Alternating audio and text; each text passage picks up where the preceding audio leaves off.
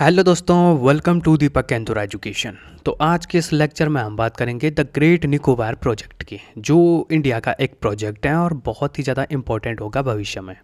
और आपने इससे रिलेटेड कई सारी न्यूज़ वगैरह यहाँ पर देखी होंगी, जो आजकल काफ़ी ज़्यादा चर्चाओं में भी थे। तो इसके बारे में बिल्कुल डिटेल से बात करने वाले हैं, किस प्रकार से जो ये प्रोजेक्ट है इंडिया का, ये किस प्रकार से इंडिया के लिए इम्पोर्टेंस इसका होने वाला है। ठीक है, कितना महत्वपूर्ण है ये।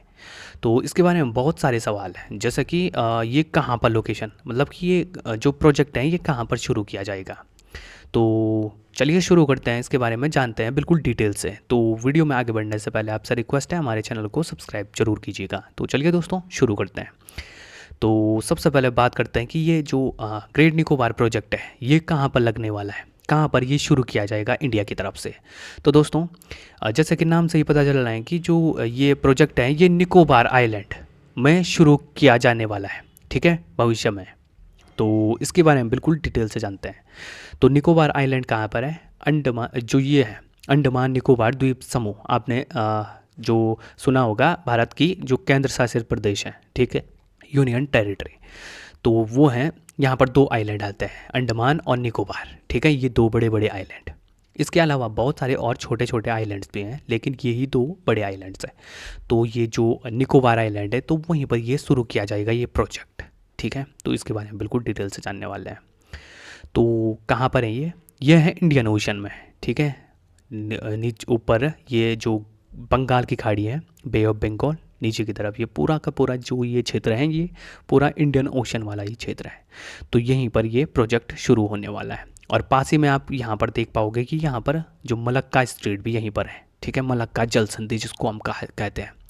और यहीं से दुनिया का बहुत सारा व्यापार यहीं से होता है, इसी रूट से, ठीक है। इस प्रकार से ये इम्पोर्टेंस इसका होने वाला है। चलिए जानते हैं इसके प्रोजेक्ट के बारे में। तो दोस्तों जो ग्रेट निकोबार प्रोजेक्ट है इसके बारे में जान लेते हैं, ये है क्या। तो ये एक प्रकार से डेवलपमेंट प्रोजेक्ट है इंडिया का, इसके बारे में बात कर लेते हैं। तो जो ये ग्रेट निकोबार प्रोजेक्ट है ये एक मेगा इंफ्रास्ट्रक्चर और स्ट्रेटेजिक डेवलपमेंट वाला प्रोजेक्ट है, ठीक है, इंडिया के लिए, ठीक है। यहाँ पर बहुत सारा जो इंफ्रास्ट्रक्चर है, पोर्ट्स, एयरपोर्ट्स वगैरह यहाँ पर बनने वाले हैं, पावर प्लांट्स, ठीक है। यहाँ पर एक तरीके से यहाँ पर बहुत सारा जैसे बोलते हैं ना कि एक शहर बसाने वाले हैं, ठीक है। तो यहाँ पर इस तरीके से यहाँ पर होने वाला है डेवलपमेंट। और स्ट्रेटेजिकली भी काफ़ी ज़्यादा इम्पोर्टेंस इसका होने वाला है, ठीक है, क्योंकि यहाँ पर इंडिया की जो मिलिट्री पावर है वो भी यहाँ पर, जो डिफेंस है, तो जो ट्राई सर्विसेज हैं तो वो भी यहाँ पर डिप्लॉय होने वाली हैं, ठीक है, जब ये शुरू किया जाएगा ये प्रोजेक्ट, मतलब कि पूरी तरह से बन जाएगा। तो ये इंडिया की तरफ से प्लान किया गया है, ठीक है, क्योंकि इंडिया का ही ये इम्पोर्टेंट एक आइलैंड है, ठीक है, ग्रेट निकोबार आइलैंड, ठीक है, जो कि कहाँ पर लोकेटेड है, ये है मतलब कि इंडिया का सबसे दक्षिणतम, सबसे दक्षिण में स्थित आइलैंड इंडिया का, ठीक है, निकोबार आइलैंड जिसको हम कहते हैं। जहाँ पर आपने कई बार सुना होगा कि इंदिरा पॉइंट, सबसे नीचे वाला पार्ट पॉइंट, ठीक है, इंडिया का, तो वो यहीं पर है निकोबार आइलैंड में ही, ठीक है। और ये एक तरीके से इंडिया का सबसे जो महत्वपूर्ण, जो इम्पोर्टेंट प्रोजेक्ट्स होते हैं तो उनमें से एक है ये Nicobar project, great Nicobar project, ठीक है। इसके पर्पज़ क्या क्या है? इसका पर्पज़ है जैसे कि मैरीटाइम ट्रेड को बूस्ट करना, जो हमारा समुद्री व्यापार होता है तो उसको बढ़ाना, नेशनल सिक्योरिटी को बढ़ाना, connectivity in the Indo Pacific region, जो इंडो पैसिफिक क्षेत्र हैं वहाँ पर कनेक्टिविटी को बूस्ट करना, इकोनॉमिक डेवलपमेंट, जो इकोनॉमिक आर्थिक जो विकास है उसको बढ़ाना, इसका मेन वो है, पर्पज़ है, ठीक है। अब दोस्तों यहाँ पर मैप में एक बार देख लेते हैं कि जो निकोबार आइलैंड है वो कहाँ पर है। तो ये आप देख पाओगे, जो ये पूरा का पूरा आइलैंड है, ठीक है, ऊपर की तरफ तो हो गया ये अंडमान आइलैंड और नीचे की तरफ ये हो गया पूरा अपना निकोबार आइलैंड। तो इस प्रकार से यहाँ पर ये प्रोजेक्ट शुरू होने वाला है, ठीक है दोस्तों। और यहाँ पर आप देख पाओगे, यहाँ पर जैसे कि थोड़ा इसके बारे में डिटेल से बात कर लेते हैं, यहाँ पर किस किस प्रकार से यहाँ पर कौन कौन से प्रोजेक्ट यहाँ पर शुरू होने वाले हैं। तो दोस्तों जो ये पूरा का पूरा आइलैंड है, तो पूरे के पूरे आइलैंड में ये प्रोजेक्ट शुरू नहीं होगा, इस आइलैंड का कुछ ही पार्ट हम इस प्रोजेक्ट में लगाएंगे, ठीक है, जहाँ पर ये प्रोजेक्ट बनने वाला है, ठीक है। और यहाँ पर इस प्रकार से बहुत सारे, जैसे कि यहाँ पर इंटरनेशनल एयरपोर्ट यहाँ पर बनेगा, ठीक है, सबसे मेन। इसके बाद यहाँ पर जो इंटरनेशनल कंटेनर ट्रांसशिपमेंट टर्मिनल है यहाँ पर बनाया जाएगा। इसका मतलब है यहाँ पर बहुत बड़ा एक पोर्ट बनने वाला है, बंदरगाह बनने वाला है। ठीक है, कहाँ पर? जो यहाँ पर एक पर्टिकुलर रीजन है गलाथिया बे, ठीक है, गलाथिया की खाड़ी, तो यहीं पर ये बनने वाला है। ठीक है दोस्तों, तो ये है। इसी प्रकार से यहाँ पर बहुत सारे जो पावर प्लांट्स हैं ये भी बनने वाला है। इसके अलावा भी बहुत सारे यहाँ पर इंफ्रास्ट्रक्चर तैयार होने वाले हैं, ठीक है, भारत की तरफ से। तो ये है, तो इसके बारे में बिल्कुल डिटेल से जानते हैं ये है क्या, किस प्रकार से इंडिया की ये मदद करने वाला है, ये इंडिया की जो ताकत है यहाँ पर बढ़ाने वाला है। ठीक है, तो इसके बारे में बिल्कुल डिटेल से जानेंगे आज के इस वीडियो में। तो दोस्तों, तो जैसा कि हमने कहा कि जो ये इसका इम्पोर्टेंस की बात कर लेते हैं। इसकी जो लोकेशन है, लोकेशन इसकी सबसे ज़्यादा इम्पोर्टेंट है। ठीक है, जैसे हम यहीं पर क्यों बना रहे हैं इस प्रोजेक्ट को, ग्रेट निकोबार में ही, क्योंकि इसकी जो ये लोकेशन है जहाँ पर ये स्थित है वो हमारे लिए बहुत ज़्यादा इम्पोर्टेंट है। ठीक है, जो ये कहाँ पर लोकेटेड है, जो मलक्का स्ट्रेट है इसके बहुत ही ज़्यादा क्लोज, बहुत ही ज़्यादा नज़दीक में ये स्थित है।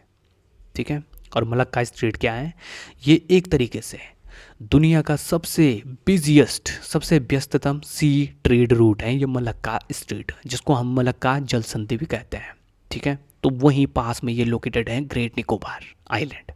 ठीक है, और जो ये मलक्का स्ट्रेट है इसके नज़दीक आप देख पाओगे ये कहाँ पर है, इंडोनेशिया और जो साउथ ईस्ट एशिया है।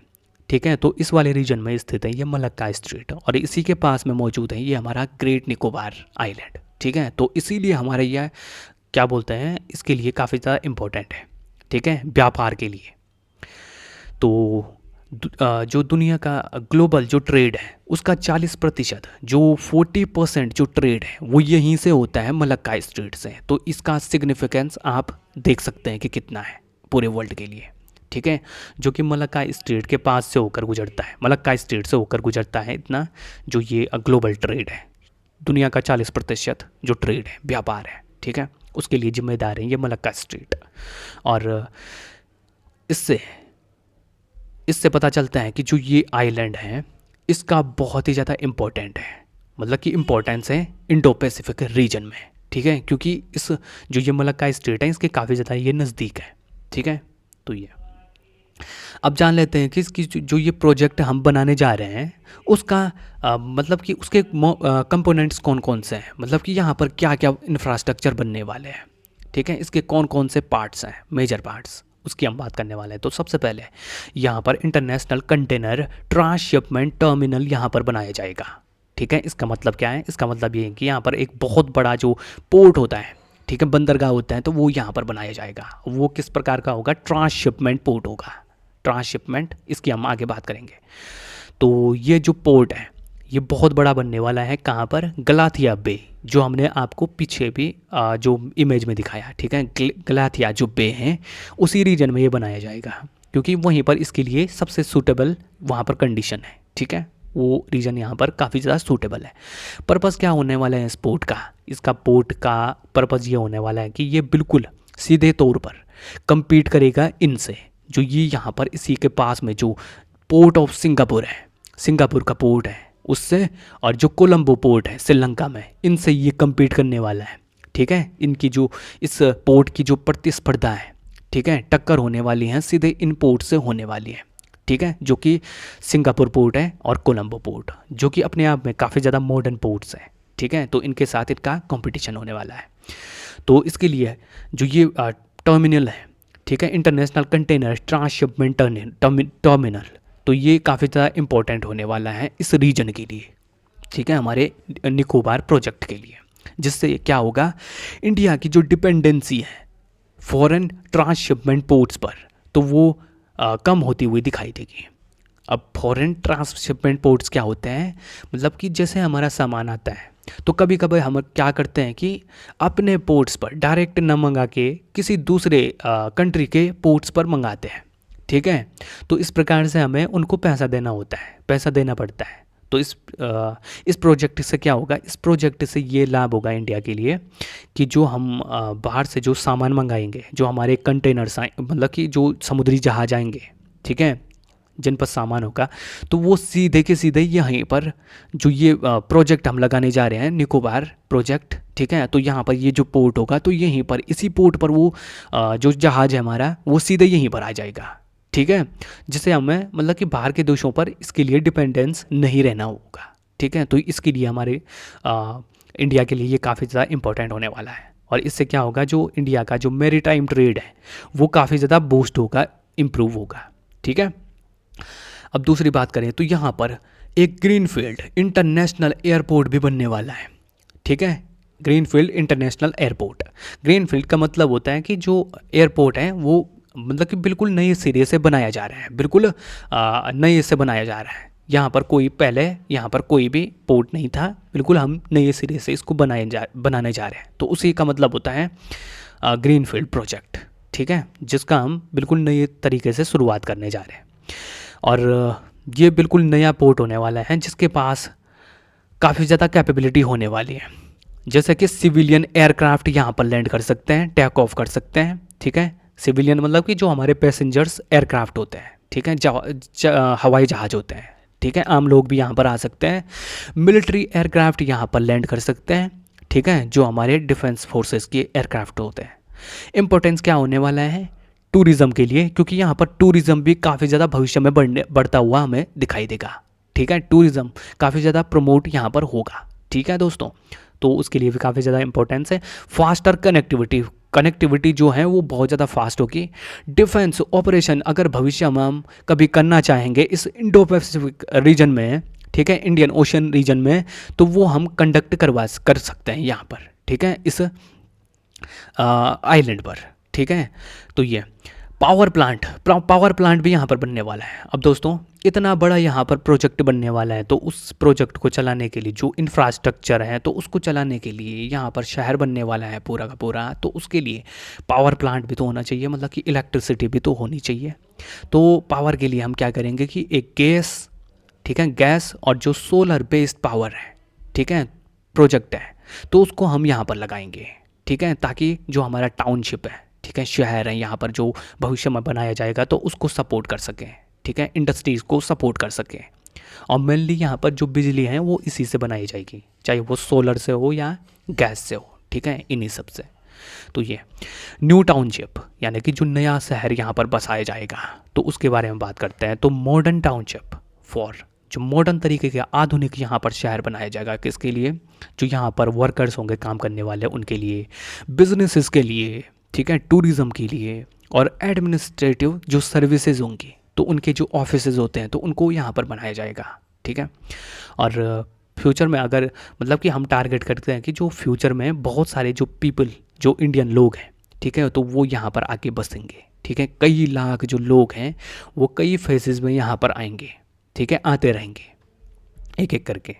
तो ये maritime hub, India wants to become a major, India बनना चाहता है एक मतलब कि मैरीटाइम हब के रूप में हम इसको विकसित करना चाहते हैं, ठीक है, क्योंकि इंडिया बनना चाहता है एक मेजर शिपिंग, लॉजिस्टिक्स और ब्लू इकोनॉमी हब। अब इनका मतलब क्या होता है, शिपिंग मतलब कि जो समुद्री जहाज होते हैं उनको यहाँ पर मतलब कि वो करने के लिए उनके लिए एक ट्रांसशिपमेंट यहाँ पर पोर्ट बनाया जाएगा, तो उसके लिए लॉजिस्टिक्स, ठीक है, यहाँ पर एक जगह से दूसरी जगह सामान मतलब कि पहुँचाने के लिए लॉजिस्टिक्स, और ब्लू इकोनॉमी हब मतलब जो समंदर से हमें जो अलग अलग तरह की मतलब कि जो इकोनॉमी यहाँ से प्राप्त होते हैं समंदर से, उसको कहा जाता है इकोनॉमी, चाहे वो फिशरीज सेक्टर से हो, मछली उत्पादन से, या फिर जो खनिज यहाँ पर मिलते हैं, तो इसके सेक्टर में भी ये मतलब कि इंडिया को काफ़ी ज़्यादा आगे बढ़ा देगा।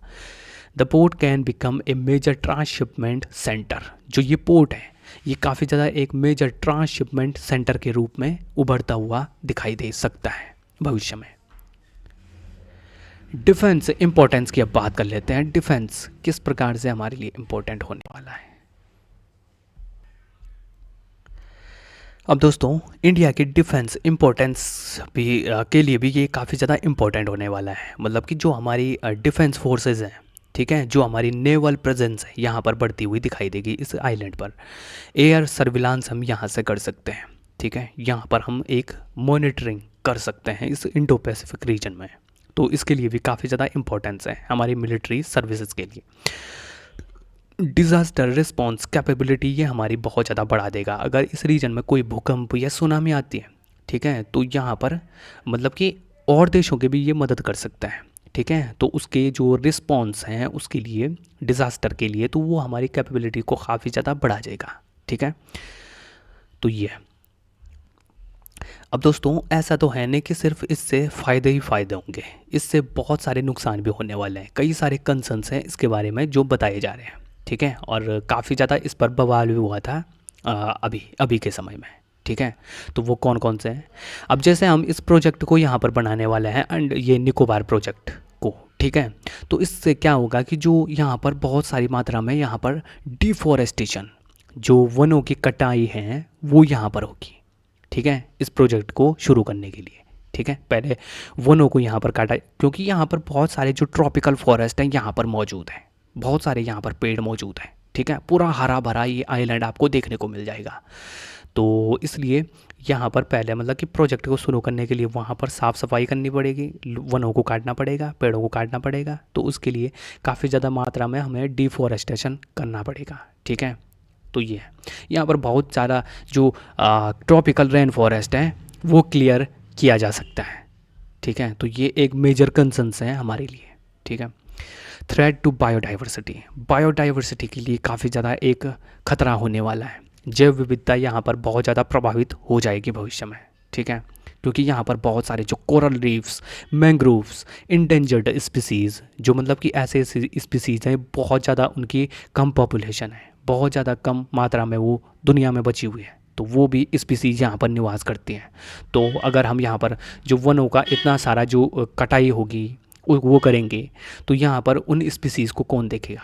तो वो भी, उनके लिए भी यहाँ पर खतरा पैदा होगा, ठीक है। वो कहाँ जाएंगी?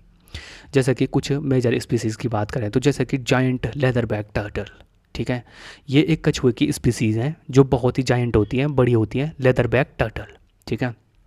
तो इस प्रकार से ऐसे स्पीसीज़ को यहाँ पर खतरा होने वाला है, ठीक है, इस प्रोजेक्ट को, मतलब कि उस प्रोजेक्ट से। तो ये भी है। ट्राइबल कंसर्न्स भी हैं काफ़ी ज़्यादा।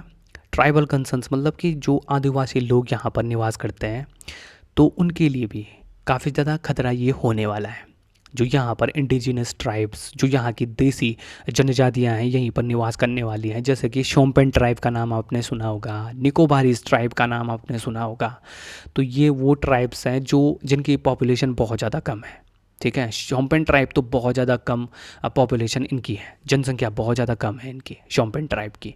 तो ऐसे में इन ट्राइब्स का यहाँ पर क्या होगा? इनको यहाँ से दूसरी जगह पर शिफ्ट करना पड़ेगा, ये सब, ठीक है। इनका जो यहाँ पर डिस्प्लेसमेंट इनका होगा, मतलब कि यही इनके लिए मेन कंसर्न है। इन आदिवासी जनजातियों के लिए इनको यहाँ से दूसरी जगह पर ले जाना पड़ेगा। कल्चरल यहाँ पर उनका डिसरप्शन होगा फिर, ठीक है। इससे डिजीज़ एक्सपोजर, मतलब कि जो बाहर से आने वाले, अब भविष्य में यहाँ पर बहुत सारे लोग आने वाले हैं, तो जो उन लोगों की बीमारियाँ हैं उन इनको लगने वाली हैं, तो ये भी एक मेजर कंसर्न हो सकता है, ठीक है।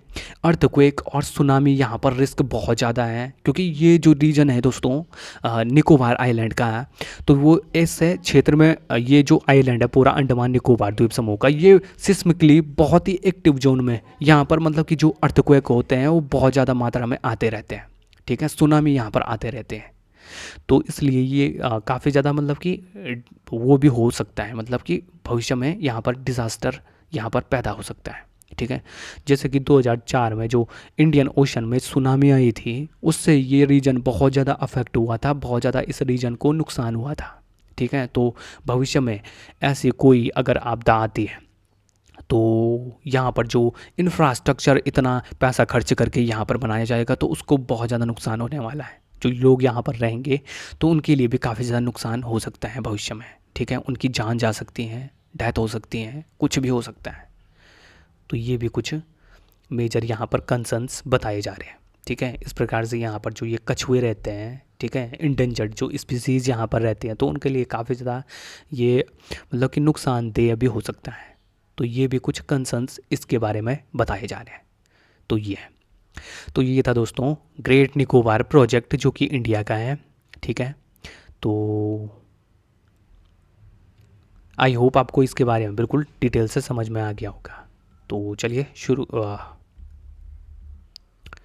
तो मिलते हैं दोस्तों आपसे एक नई इंटरेस्टिंग वीडियो में, तब तक के लिए जय हिंद, जय भारत।